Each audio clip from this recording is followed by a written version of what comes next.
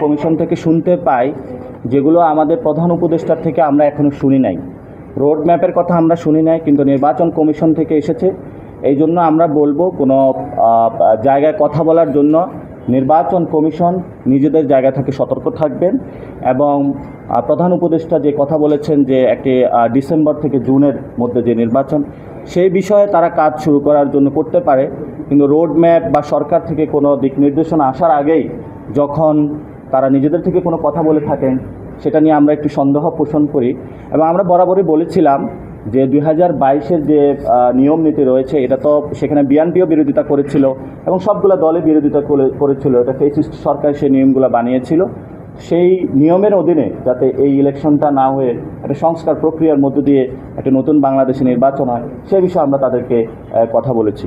এবং গত 17 তারিখে যে আমরা চিঠিটা দিয়েছিলাম, আমরা বারবার সেটাতে ফোকাস করেছিলাম যাতে সংস্কারের বিষয়গুলোকে ফোকাস করা হয়ে থাকে এবং সংস্কারের মধ্য দিয়ে একটি নতুন নির্বাচন আসে। সেই বিষয়ে আমরা তাদেরকে যাতে নির্বাচন কমিশন সেদিকে ধাবিত হয়, সে বিষয়ে তাদেরকে কাজ যাতে নেয় বাংলাদেশের জনদাবির মুখে, সে বিষয়ে তাদেরকে আমরা দাবি জানিয়েছি। আমার এইখানে একটা আমরা মনে করি নির্বাচন কমিশনের যে সংস্কারের এগুলো করা সম্ভব টাইম ফ্রেমের মধ্যেই, 1 নাম্বার। 2 নাম্বার বিষয়টা হলো যে আমরা যে সময় চেয়েছি, কারণ আমরা চাচ্ছি সুন্দরভাবে সবগুলো গুছিয়ে দেওয়ার জন্য। আর আমরা খুবই নবীনতম দল, এটা রমজান গিয়েছে, ঈদ গিয়েছে এবং আমরা সবগুলো গুছাচ্ছি এবং আমরা একটু সার্টিফাই করতে চাই যাতে হলো ফেসিবাদী কোনো কেউ আমাদের এখানে অংশগ্রহণ করতে না পারে।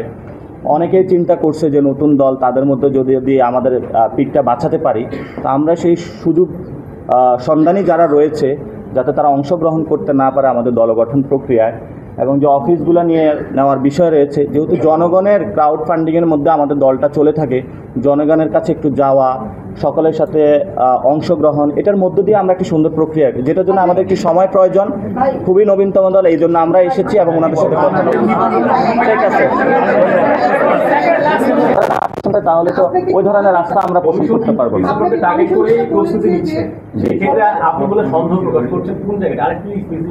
স্পেসিফিক হলে আপনারা জানেন এই ইলেকশন কমিশনের এই একটি ব্যবস্থার মধ্য দিয়ে গত 15 বছর অনেক ইঞ্জিনিয়ারিং হয়েছে। ফলে আমরা নতুন বাংলাদেশে এই ধরনের কোনো ইঞ্জিনিয়ারিং আর দেখতে চাই না। এবং আমরা বরাবরই স্পেসিফিক বক্তব্য এখানে প্রকাশ করেছি যে রাজনৈতিক দলগুলো যেভাবে হলো গত 15 বছরে বিভিন্ন প্রার্থীকে দিয়ে থাকে সশরীরে না আসা, তারপরে হলো ভোটারদেরকে তাদের ভোট দেওয়ার ইনফ্লুয়েন্স করে থাকে এবং বিভিন্ন জায়গায় গ্যাজেট কোনো প্রকাশের পূর্বে নির্বাচন কমিশন থেকে আমরা কোনো সার্টিফিকেশন পাই না। এই ব্যবস্থাগুলোর যদি পরিবর্তন না হয় তাহলে তো আসলে ইলেকশন করে কোনো লাভ হবে না। ইলেকশন যদি করতে হয় তাহলে সুন্দর একটি প্রক্রিয়ার মধ্যে দিয়ে যেতে হবে। তাহলে গত 15 বছর আর এই নির্বাচনের মধ্যে পার্থক্যটা কী থাকলো? আমরা সেই বিষয়গুলো যাতে নতুন একটি সুন্দর সিস্টেম আসে সে বিষয়ে কথা বলেছি এবং ওনারা সম্মত হয়েছেন, বিবেচনায় রেখেছেন। ওনারা এগুলো নিয়ে কাজ শুরু করবেন এবং ওনারা অলরেডি কাজ কিছু শুরুও করেছেন।